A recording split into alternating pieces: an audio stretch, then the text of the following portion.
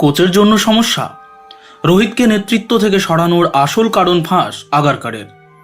One day থেকেও নেতৃত্ব হারালেন রোহিত শর্মা। অস্ট্রেলিয়ায় তার জায়গায় নতুন অধিনায়ক শুভমান গিল। হিটম্যান অধিনায়কত্ব হারালেও দলে রয়েছেন, কিন্তু কেন চ্যাম্পিয়ন্স ট্রফি জয়ী অধিনায়ককে সরিয়ে দেওয়া হলো, এ নিয়ে ব্যাখ্যা দিয়েছেন ভারতীয় দলের প্রধান নির্বাচক অজিত আগারকার। আগারকার জানিয়েছেন, মূলত টিম ইন্ডিয়ার হেড কোচ গৌতম গম্ভীরের কথা ভেবেই নেতৃত্ব থেকে সরানো হয়েছে রোহিত শর্মাকে। গম্ভীরের পরামর্শেই হিটম্যানের জায়গায় অধিনায়ক করা হয়েছে গিলকে।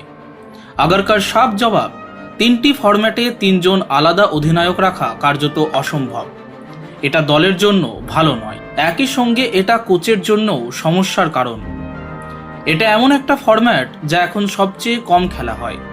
2 বছর অনেকটা সময় মনে হলেও আদতে কিন্তু তা নয়।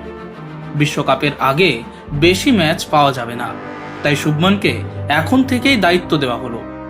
ও যাতে এখন থেকেই দল তৈরি করে নিতে পারে।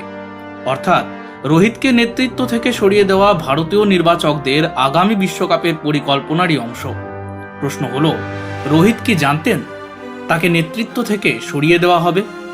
আগারকার বলেন, আমার সঙ্গে এ ব্যাপারে কথা হয়েছে রোহিতের, না জানিয়েই ওকে নেতৃত্ব থেকে সরিয়ে দেওয়া হলো। ব্যাপারটা মোটেও অমন নয়। আরও একটা প্রশ্ন হলো, 2027 বিশ্বকাপে কি খেলবেন রোহিত শর্মা এবং বিরাট কোহলি?